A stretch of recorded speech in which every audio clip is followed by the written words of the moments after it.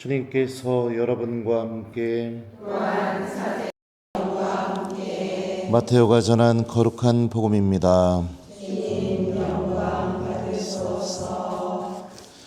그때 사람들이 마귀 들려 말 못하는 사람 하나를 예수님께 데려왔다. 마귀가 쫓겨나자 말 못하는 이가 말을 하였다. 그러자 군중은 놀라워하며 이런 일은 이스라엘에서 한 번도 본 적이 없다 하고 말하였다. 그러나 바리사이들은 저 사람은 마귀 우두머리의 힘을 빌려 마귀들을 쫓아낸다 하였다. 예수님께서는 모든 고을과 마을을 두루 다니시면서 회당에서 가르치시고 하늘나라의 복음을 선포하시며 병자와 허약한 이들을 모두 고쳐주셨다. 그분은 군중을 보시고 가엾은 마음이 드셨다. 그들이 목자 없는 양들처럼 시달리며 기가 꺾여 있었기 때문이다. 그래서 제자들에게 말씀하셨다. 수확할 것은 많은데 일꾼은 적다. 그러니 수확할 밭의 주인님께 일꾼들을 보내주십사고 청하여라. 주님의 말씀입니다.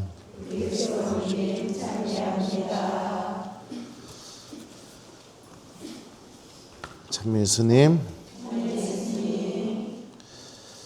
잘 주무셨어요?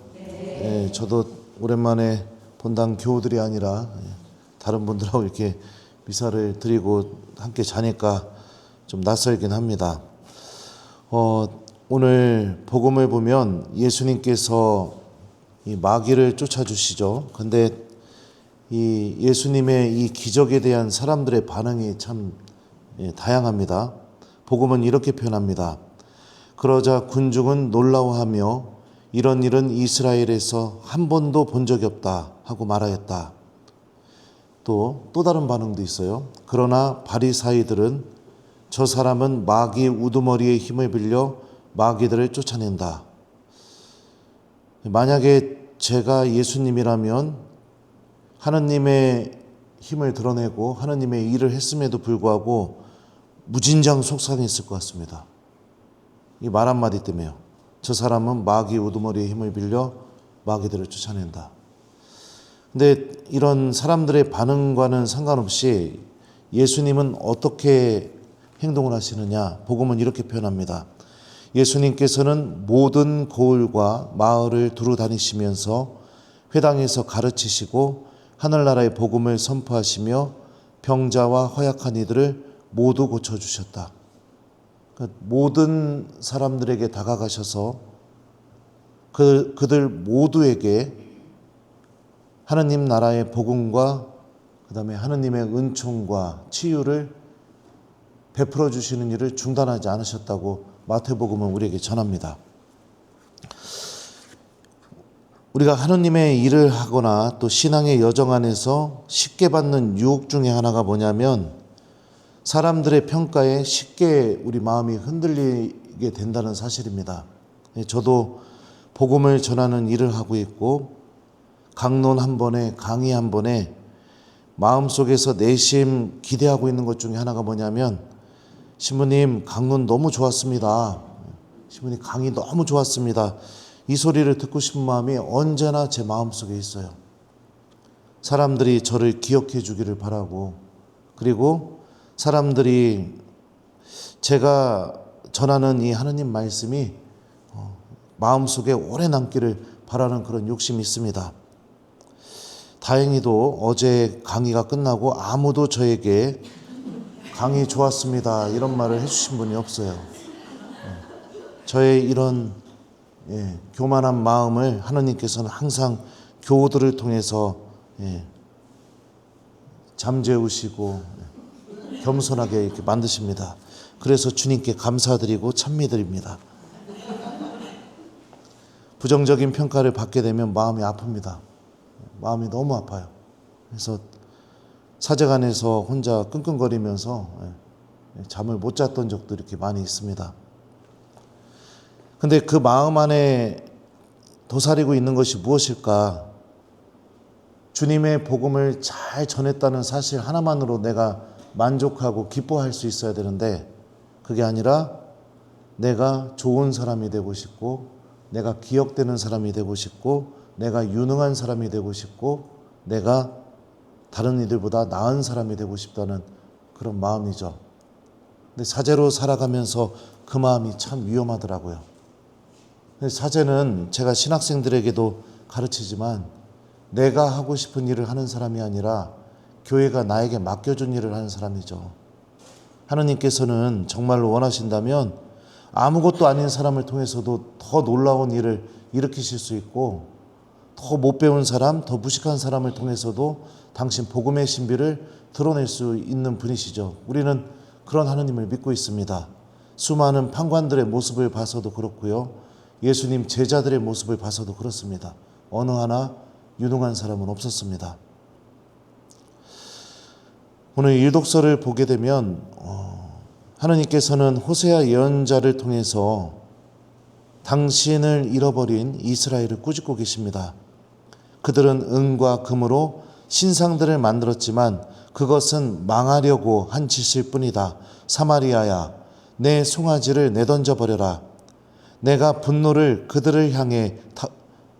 분노가 그들을 향해 타오른다. 그들이 언제면 죄를 벗을 수 있을까? 에프라임이 오타예요? 미안해요. 에프라임이 제단들을 많이도 만들었지만 그것은 죄를 짓는 일이요. 그 제단들은 죄 짓는 제단일 뿐이다. 지금 이스라엘이 하고 있는 게 전혀 하느님을 위한 일이 아니라는 것을 주님께서는 말씀하고 계십니다. 하느님을 위해 제단을 만들었을지 모르겠지만 또 어떤 신상들을 만들고 예배를 막 열심히 하는 것일지 모르겠지만 그건 하느님을 위한 일도 아니고 우상인 것이죠. 우리는 이미 베드로의 신앙 고백 장면에서 악이 우리에게 어떻게 다가오는지를 알고 있고 또 악의 모습에 대해서 우리는 이미 들었습니다. 사탄아, 내게서 물러가라. 너는 하느님의 일은 생각하지 않고 사람의 일만 생각하는구나.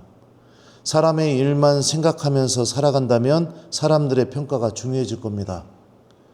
사람의 일만 생각한다면 내 욕심이 더 중요해질 것이고 내가 드러나는 것이 더 중요해질 것입니다.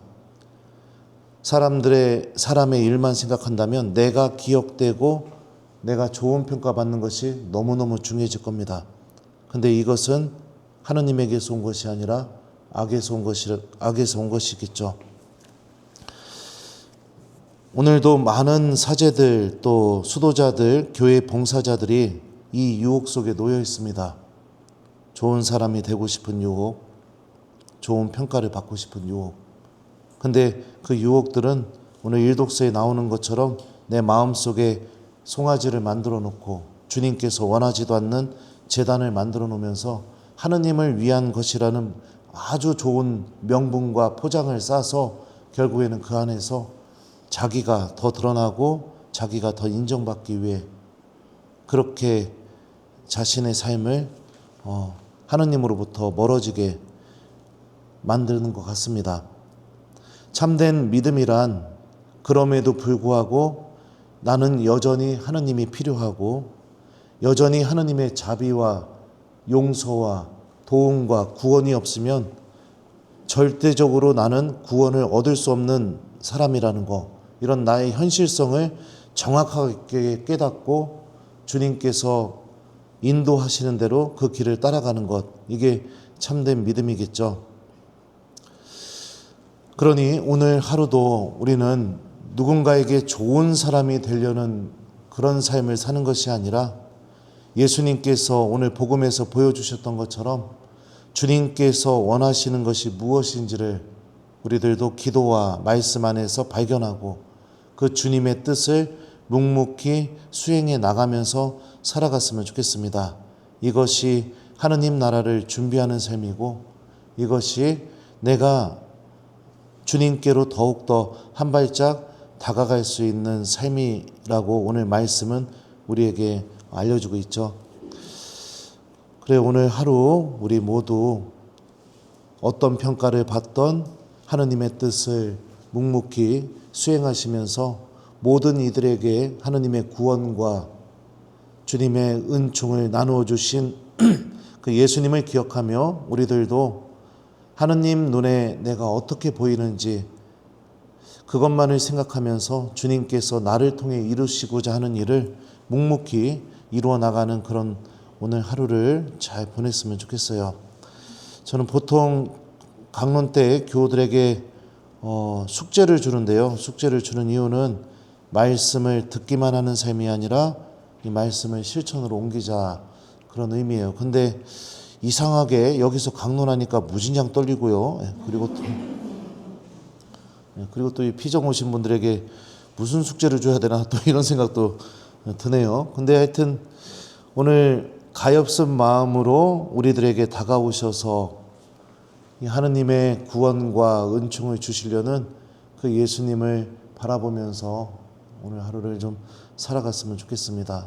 내가 어떻게 비춰질지, 어떻게 평가될지, 그것보다 하느님이 나를 어떻게 바라보고 계시고 또 어떻게 나를 구원하시려고 하시는지, 그 하느님을 좀 더 많이 바라보는 그런 하루를 좀 보냈으면 좋겠어요. 그래서 숙제는 시간 되실 때 성체 조배 한번 해보면 어떨까요? 그래요. 뭐 검사는 하느님이 하실 겁니다. 오늘 하루 우리 예수님의 모범을 본받아 우리도 하느님을 향해 걸어나가는 그런 하루가 되었으면 좋겠습니다. 예수님께서는 모든 고을과 마을을 두루 다니시면서 회당에서 가르치시고 하늘나라의 복음을 선포하시며 병자와 허약한 이들을 모두 고쳐주셨다. 아멘.